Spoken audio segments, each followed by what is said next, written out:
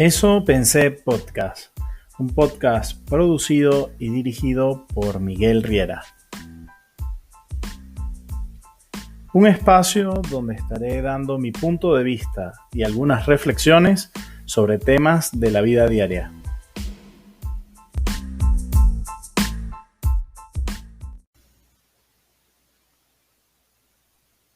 Hola, bienvenidos a este primer episodio de Eso pensé podcast.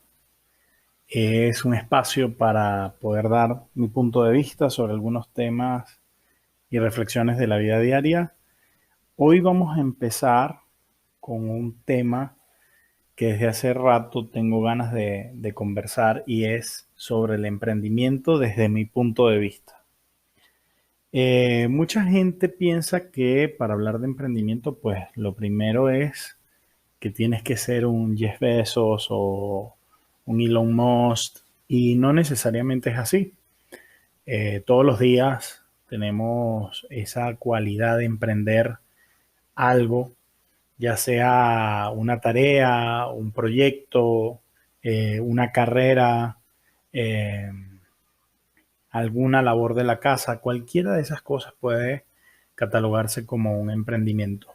Pero ciertamente de lo que yo quiero hablar es de alguna de mis experiencias en emprendimiento.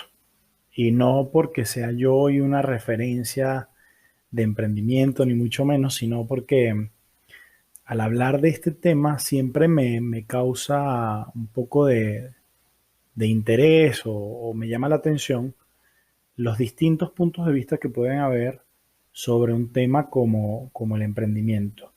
A veces pensamos que, bueno, no tiene nada que ver tal vez con temas políticos o con temas sociales y yo creo que nada está solo en el mundo y segundo, que el emprendimiento tiene que ver con un poco de todo. Tiene que ver con nuestra personalidad, con nuestra familia, con nuestra educación, con la sociedad en la que vivimos, el sistema político en el que crecimos y en el que estamos. Y mucho de eso es lo que pasa por mi mente al hablar de emprendimiento. Recuerdo que mis primeras experiencias en cuanto al emprendimiento vienen dadas por temas de querer buscar un ingreso extra mientras estudiaba. Tal vez incluso antes, cuando estaba terminando yo el bachillerato en Venezuela, nosotros cursamos allá educación primaria, que es de primero a sexto año, luego viene básico, que es de séptimo a noveno, y luego viene diversificado o bachillerato, que es de cuarto a quinto. Cuando salgo del colegio, por un tema de notas, pues no había forma de que yo entrara a una universidad pública de manera inmediata y no habían recursos en mi casa para pagar una universidad privada en ese momento. Entonces, en una conversación con mi mamá, pues ella me dijo, mira, tienes que ponerte a trabajar, tienes que ponerte a hacer algo. Y recuerdo que en ese momento, lo primero que hice fue buscar un trabajo en una ferretería, un trabajo bastante pesado, cargando material de ferretería en un almacén, pintura, cemento, cajas de clavos, de tornillo, contabilizando todo ese tipo de cosas. Pero luego, poco a poco, pues fui viendo que tenía otras destrezas y otras habilidades con las que podía también hacer dinero. Una de ellas fue el tema de planes vacacionales, de fiestas infantiles y de todo eso. Este, pero aquí es en donde hago como la primera pausa y digo, emprender, aunque es una palabra muy genérica, no es lo mismo para todos. No todos podemos ver el emprendimiento igual y no todos podemos aproximarnos igual a un tema de emprendimiento. Porque como bien decía, yo no tenía en mi casa recursos para pagar una universidad privada, mucho menos para montar un negocio o para iniciar un negocio. No uno que requiriera capital. Entonces siempre mis ideas de negocio fueron perfiladas al tema de servicio. ¿Por qué? Porque el servicio usualmente es un tema o es un ámbito del emprendimiento en el que no se requiere, si el servicio lo prestas tú mismo, donde no se requiere gran inversión de capital. Este, Pero aquí es un punto importante para detenernos y reflexionar, donde muchas veces hablamos de que todos tenemos las mismas oportunidades o que todos estamos frente a una misma realidad y no lo es así. No todos tenemos las mismas oportunidades, no todos comenzamos la carrera de la vida desde la misma línea de partida. Y es que no es lo mismo emprender con inversión o con capital que hacerlo sin o emprender con un buen fondo de capital que emprender de una manera un poco experimental o como se pueda. ¿Ok? A mí me tocó esa segunda. Conozco mucha gente que son grandes emprendedores y no hay que desmeritar sus logros, pero que comenzaron sus emprendimientos con mi papá me montó un local y contraté un personal y tengo ya la mercancía y voy a iniciar un negocio. No tengo para pagar un local, no tengo para pagar personal, necesito yo mismo, este, a sudor y lágrimas, levantar un negocio. Entonces, es importante ponernos en ese contexto porque no es que el pobre es pobre porque quiere, ni mucho menos, o que el que no emprende o no hace dinero es porque no quiere, sino porque muchas veces las condiciones en donde creció, en donde se formó, eh, el capital acumulado de su familia, no le permite hacerlo de otra manera. En este caso, bueno, yo paso por esa experiencia laboral, luego me voy a un agente autorizado telefónico, ahí estuve un rato hasta que salí seleccionado para una universidad pública en la UCLA, en la Universidad Lisandro Alvarado, Centro Occidental Lisandro Alvarado, para estudiar licenciatura en desarrollo humano. Vuelve a pasar lo mismo, mi mamá me dice, mira, está bien, felicitaciones, pero yo no tengo con qué costear tus gastos de carrera, entonces tienes que buscar la manera de que te entre dinero. Entonces, bueno, ahí ya tomé más en serio lo de la habilidad que tenía yo para recrear, para animar fiestas, para conseguir ese dinero extra. Con el tiempo, ese, esa habilidad o esa destreza que yo tenía, la convertimos en un negocio, mi hermana y yo. Eh, Tuve distintos aciertos y desaciertos. Primero me asocié con unos amigos que eran más o menos del mismo medio de planes vacacionales y de fiestas infantiles, hasta que un día mi hermana llega y me dice, mira, ¿por qué no lo hacemos tú y yo? Además de que teníamos también ganas de comenzar un área de adiestramiento y capacitaciones, cosas que también se nos daba bien. Entonces, teníamos también la ventaja de que mi mamá siempre ha sido buena en la cocina, ya sea haciendo postres o pasapalos o tapas, botanas para fiestas. Entonces creamos un emprendimiento que se llamaba Recrearte y en él estaba como dividido en dos áreas o en tres. Era un área de catering o de comida, había una de recreación, animación de eventos y otra que era la de adiestramientos y capacitaciones. Entonces, mi hermano y yo llevábamos juntos las tres áreas. Mi mamá nos echaba la mano con el tema de comida. Y bueno, esa fue como mi primera experiencia de emprendimiento. No fue fácil, sobre todo porque no había experiencia en administración o en gestión de finanzas o de en qué invertir el dinero que nos entraba, sino que el dinero que entraba usualmente se usaba para gastos personales, ya sea de mi hermana o míos, y aunque sí teníamos buenas ganancias, no teníamos conocimiento de costos, no teníamos conocimientos básicos financieros, no teníamos conocimientos básicos de administración de una empresa. Entonces, pues creo que eso hizo que ese emprendimiento no fuera tal vez un poco más fuerte de lo que pudo ser. Había muy buenas temporadas, sobre todo el tema de planes vacacionales era muy, muy importante. Pero como digo, no sabíamos o no teníamos los conocimientos en ese momento de cómo sacar el mayor fruto a ese tipo de experiencia. Luego con el tiempo, ya yo avanzado en mi carrera, eh, veo que el emprendimiento es algo que me gusta y digo, yo quiero seguir haciendo esto.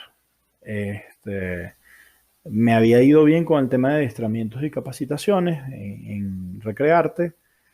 y decido, ya después de 3 años de haber estado en una empresa de alimentos, donde tomé muchos conocimientos ya prácticos, más allá de lo que aprendí en la carrera, que también fue de mucho valor, pero era más que todo teórico, no aplicado. Entro en esta empresa, duró 3 años y luego digo, voy a dejar la empresa porque ya, bueno, empieza la crisis económica en Venezuela, empieza el tema de la devaluación, el sueldo, por más que nos hacían grandes aumentos de sueldo anuales en la empresa, no rendía. Llego y digo, bueno, voy a montar mi propia empresa de adiestramiento y capacitación y monto MAR, Motivarse a Vivir. Con esta empresa me va bastante bien el poco tiempo en el que llevo este emprendimiento. Logro hacer grandes alianzas con DirecTV. Tuve también grandes conferencias con el sector público, con la alcaldía del municipio donde yo vivía, con la gobernación del estado donde yo estaba. E incluso a nivel privado, en hoteles o en salones de eventos, llegué a vender eh, conferencias privadas en esos salones y era algo que me apasionaba ciertamente. Pero pasa lo mismo, si no hay una idea clara de negocio, más allá de las ganas de emprender, si no hay unas herramientas o unos conocimientos claros en administración de empresa, en cómo generar publicidad, cómo llegar a nuevos clientes, sino que se va haciendo todo el día a día y con el simple hecho de la pasión o el cariño que se tiene por el emprendimiento, pues tarde o temprano empieza a fracasar. Más aún en condiciones adversas, otros dirían que esas condiciones adversas pueden generar oportunidades. Yo ciertamente comparto esa idea siempre y cuando se sepan aprovechar esas oportunidades, porque y para eso hay que tener ciertas herramientas, porque y no hablo de universidad, y no hablo de posgrados, y no hablo de maestría, sino conocimiento práctico de cómo se lleva un negocio, cómo se administra el dinero, cómo se generan nuevos clientes y todo esto.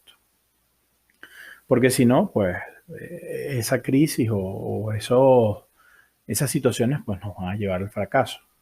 Yo recuerdo mucho que en una época donde estaba bastante bien con este emprendimiento de conferencias y adiestramientos de MAR, de Motivarse a Vivir, recuerdo una noche que fue como la noche donde yo dije tiro la toalla.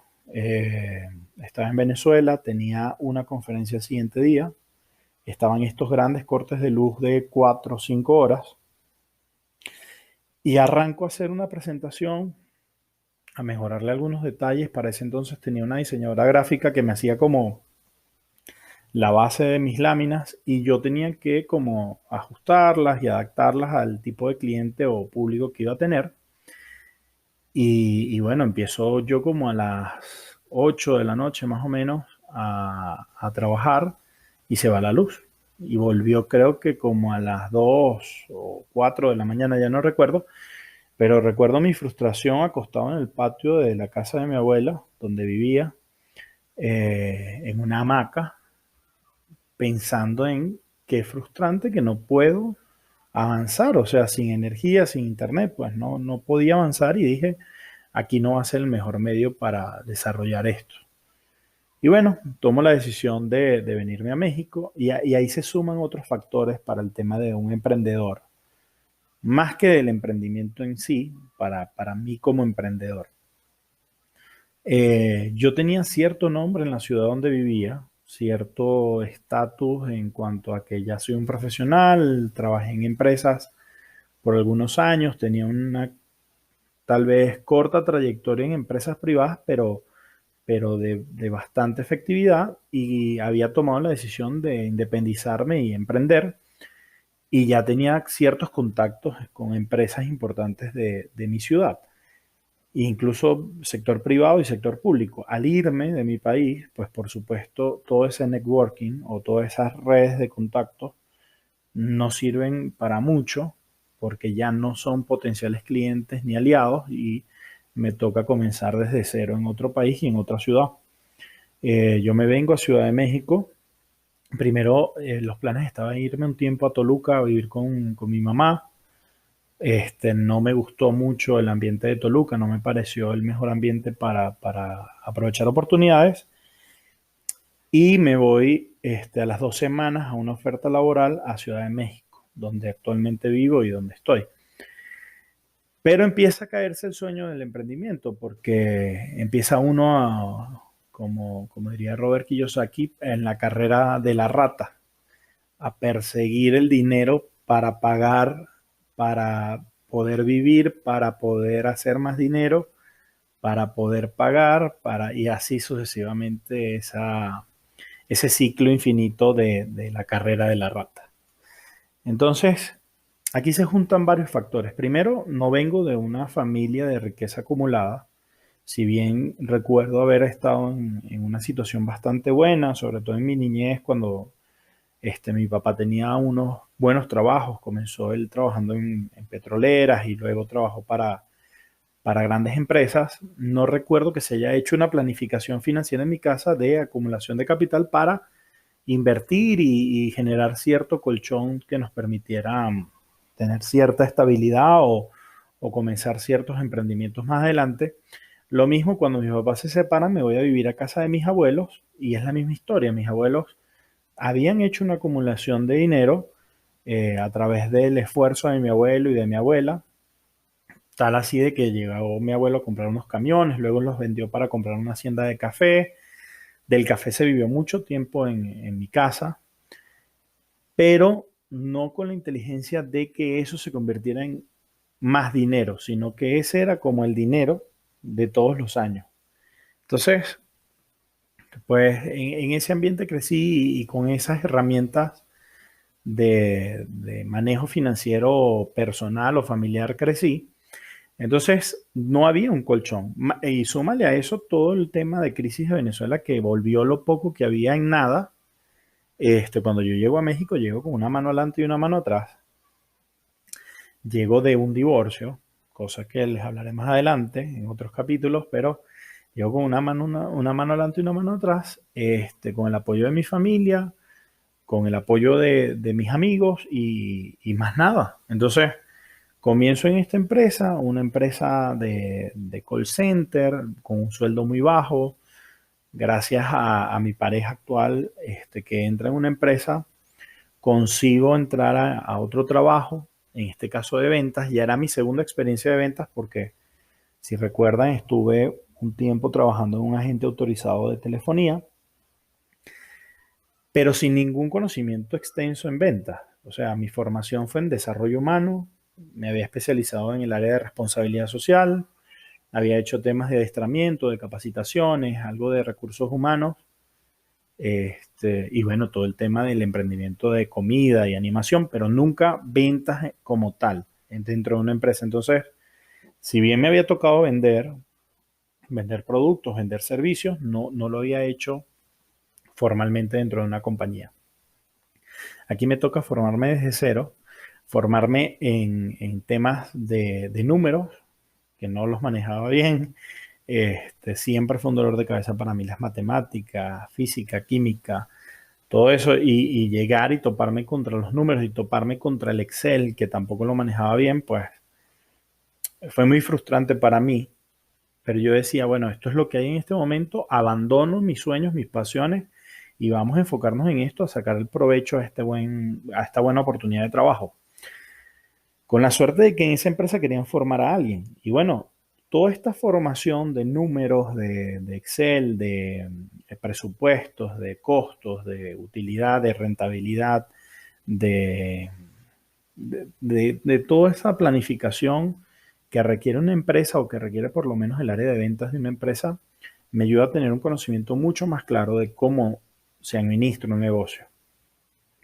Incluso nosotros teníamos mucho acceso a cosas muy, tal vez confidenciales de una empresa cualquiera, porque teníamos acceso a finanzas, teníamos acceso a compras, mucha conversación con el director general. Entonces eso por lo menos a mí me dio un conocimiento mucho más claro por lo menos de las bases de cómo se administra un negocio. Pero sin el capital para administrar o comenzar un negocio.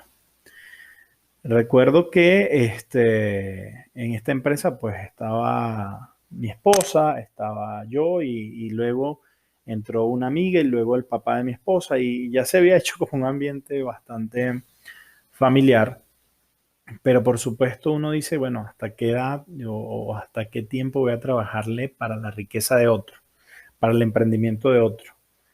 No porque eso esté mal, sino porque llega el punto donde uno dice, si tengo el deseo y el sueño de ser yo mi propio jefe o de querer yo tener mi propia empresa y trabajar por mi pasión, por mis sueños y por mi futuro y no tenerle que trabajar al futuro o el sueño de otro, pues llega el momento en donde como familia decimos, tenemos que montar algo propio. Se unen varios factores, se unen varios conocimientos. Por un lado, el de mi esposa en cuanto a los números, en cuanto al tema sí, de esa rama dura de cuánto proyectar, de cuánto vale esto, de cuánto lo tengo que vender y todo eso. El conocimiento de cocina de mis suegros y tal vez el poco conocimiento que yo tenía de cómo trabajar una plancha y todo esto. En los planes vacacionales tenía un carrito de perro caliente y hamburguesa donde sacaba pepitos, perro calientes, hamburguesas y cachapitas y todo lo que me pedían para una fiesta infantil o un plan vacacional. Y pues como que me hice medio ducho en el tema de esa comida rápida. Mucho tiempo trabajando pasapalos con mi mamá, que hoy es una de nuestras grandes proveedoras. El conocimiento de manejo de redes sociales y de diseño de mi cuñada. Y yo con todo el tema de lo que había aprendido en esta empresa en cuanto a ventas, en cuanto a cómo sacar una estructura de costos, en cómo proyectar ciertas cosas. Entonces, pues había un solo problema, nuevamente el tema del capital. No había un gran capital para comenzar. Decidimos comenzar con lo que había, cada quien puso algo, nos dividimos en tres partes, mi suegro, mi esposa y yo y mi cuñada, y dijimos, vamos a arrancar. ¿Qué es lo que pasa? Cuando un emprendimiento arranca así, por el cariño, por el querer, por la necesidad, no hay mucho tiempo de planificar cosas elementales de un emprendimiento, como quiénes van a hacer cada operación o cómo vamos a distribuir las responsabilidades o quién nos va a llevar la contabilidad, cómo vamos a hacer el registro de empresa o de marca, todo ese tipo de cosas se van haciendo muy a la carrera y mucho menos pensar en alguien que te asesore en cuanto a imagen o en cuanto a cómo se maneja un restaurante o buscar una asesoría financiera. Eso es impensable, cosa que tal vez debería ser el deber ser de un emprendimiento de esta envergadura. Entonces, eh, comenzamos así, comenzamos con lo que teníamos, eh, como dice la lectura de la multiplicación de los panes, los 5 panes, los 2 peces y vámonos. Entonces cada quien a lo suyo, cada quien a lo que mejor domina y todo eso. Y recuerdo que el primer año fue muy complicado porque, bueno, primero queríamos ser una arepera. Montamos un restaurante con el nombre de Sabana Grande Food y íbamos a hacer una arepera, estrictamente una arepera, guisos de arepa y rellenos de arepa y arepa. Pero bueno, la necesidad del mercado nos fue diciendo, no, no puedes estar nada más segmentado en arepa, tienes que irte a otras cosas, a empanadas, a cachapa, a platos criollos, y así se fue expandiendo el menú a lo que hoy tenemos. Nos tocó un año de pandemia, insisto, con bajo capital, sin capacidad de reinvertir, este, porque vamos al día a día. Pero todo el conocimiento que traíamos nosotros nos hizo hacer una estructura de costos bien compacta, bien sólida, de manera de que cualquier emergencia, pues podríamos prescindir de algunas cosas.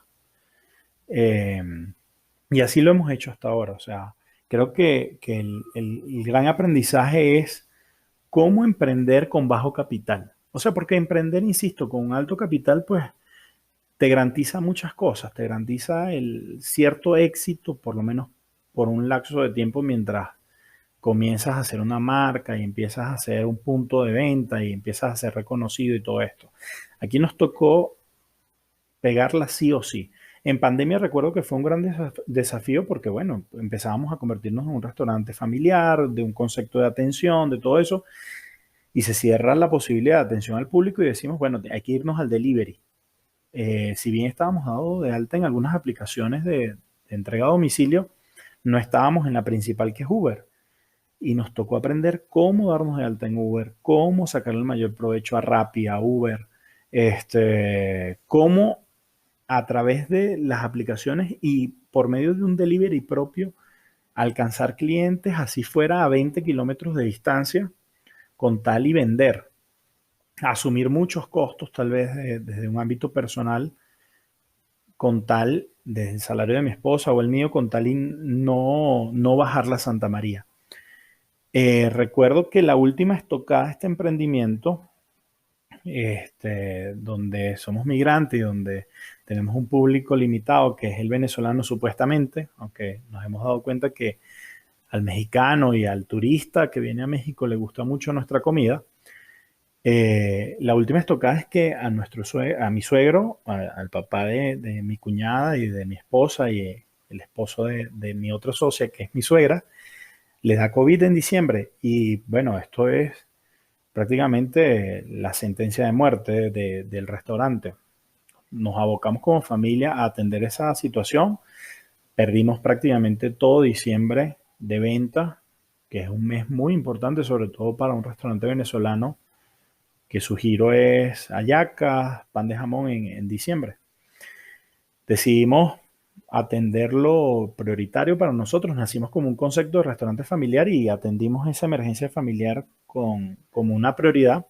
Bajamos Santa María por 15 días y cuando volvemos en enero decimos, pues vamos a ver las arcas, vamos a ver los números y por supuesto los números hablan claro. O algo cambiaba o cerrábamos. Hicimos una pequeña inyección de capital de nuestro dinero para pagar renta y empezó a cambiar todo en cuanto al tema COVID. Empezó a abrirse la puerta a por lo menos algún porcentaje de clientes que pudieran ingresar al local y todo esto. Y hoy, ya muy cerca de cumplir 2 años, esto comenzó en septiembre del 2019, por lo menos la operación de adecuar el local y todo esto. Hoy casi a 2 años podemos decir que estamos viendo los mejores números y todavía creo que no hemos visto el máximo potencial del negocio gracias a nuestro esfuerzo y gracias a los fracasos anteriores. Yo hoy puedo decir que el fracaso de mis experiencias anteriores, y estoy seguro que las de mis socios también, son las que nos tienen hoy en este emprendimiento viendo los números que estamos viendo, alcanzando lo que estamos alcanzando. Sé que no es el tope, sé que nos falta mucho por recorrer, pero sé lo difícil que ha sido tener un emprendimiento sin capital, sin un capital extenso, sin una riqueza acumulada, sino con el sacrificio y con poner nosotros mismos las horas hombre y que nosotros mismos seamos los que hacemos la mayoría de las cosas. Si bien no es tal vez la manera más grata de comenzar un negocio, ojalá pudiéramos comprar una franquicia de McDonald's o de Little Caesar y con un estudio de mercado y ya, eso requiere una inversión de 1,5 millones, 3 millones de pesos, mientras que la inversión que nosotros hicimos tal vez no se levanta a más de 300,000 pesos. Entonces, por considerablemente un número mucho más bajo de lo que sería una franquicia, comenzamos esto que hoy se convierte en un restaurante bastante sólido dentro de la Ciudad de México de comida venezolana, tal vez no el más fuerte ni el más grande, pero sí uno de los ya reconocidos por los clientes. Y nada, ahora es que nos queda historias por contar. Este es un pequeño fragmento de este primer episodio sobre emprendimiento. Es más o menos de lo que vamos a estar hablando en Eso Pensé. No solamente eso pensé, eso viví, así que pues nada, compartan este audio, compartan esta experiencia. síganos en las redes sociales o síganme en las redes sociales para que vayamos creciendo en esta experiencia. Si alguien quiere dejarme algún comentario o hacerme alguna consulta, con mucho gusto nos ponemos en contacto, ya sea por las redes sociales o a través de las áreas donde se difunde este podcast. Y nada, nos vemos en el próximo capítulo para hablar un poco más de lo que pensé.